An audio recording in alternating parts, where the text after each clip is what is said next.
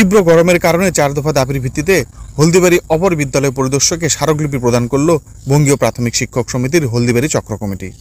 কোচবিহারে যখন গরমের ছুটির প্রয়োজন ছিল না, তখন গোটা মে মাস জুড়ে গরমের ছুটি ছিল। এখন কোচবিহার জেলায় তীব্র দাবদাহ, কিন্তু ছুটি নেই। বিদ্যালয়ে পড়ুয়া থেকে শিক্ষকদের হাসপাস অবস্থা। বহু বিদ্যালয়ে পর্যাপ্ত ফ্যান নেই। ঝড়ের কারণে বহু স্কুলের বেহাল দশা হলেও মেরামত এখনও করেনি প্রশাসন। গরমে বিভিন্ন স্কুলের পড়ুয়ারা অসুস্থ হয়ে পড়েছে। বিদ্যালয়গুলোতে পড়ুয়াদের উপস্থিতিও তলানিতে ঠেকেছে। এরকমই পরিস্থিতিতে মর্নিং স্কুল করার দাবি উঠেছে হলদিবাড়িতে। এছাড়াও গরমের ছুটি প্রয়োজন অনুসারে জেলাভিত্তিক করা, স্কুলগুলোতে অবশ্যই ওয়াটার বেড চালু করা, পড়ুয়াদের জন্য ওআরএস প্রদানের দাবিতে সোচ্চার হয়েছে বঙ্গীয় প্রাথমিক শিক্ষক সমিতির হলদিবাড়ি চক্র কমিটি। শিক্ষক থেকে অভিভাবকেরা এই দাবিকে যথাযথ বলেছেন।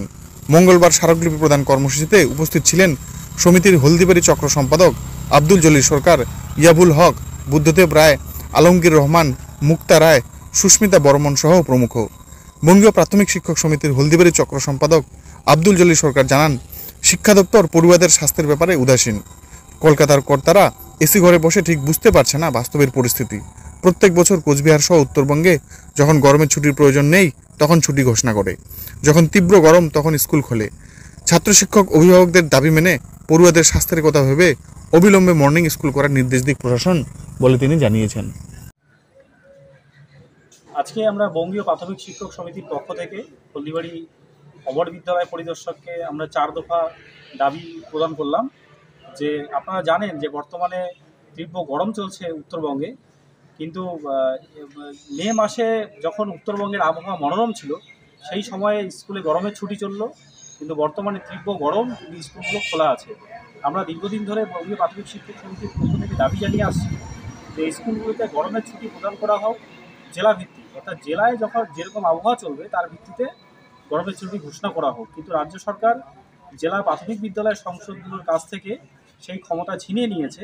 জেলা প্রাথমিক বিদ্যালয় সংসদ গরমের ছুটি ঘোষণা করার কোনো অধিকার তাদের নেই, এবং আমরা দাবি রাখছি যে জেলা প্রাথমিক বিদ্যালয় সংসদগুলোকে গরমের ছুটি ঘোষণা করার অধিকার দেওয়া হোক।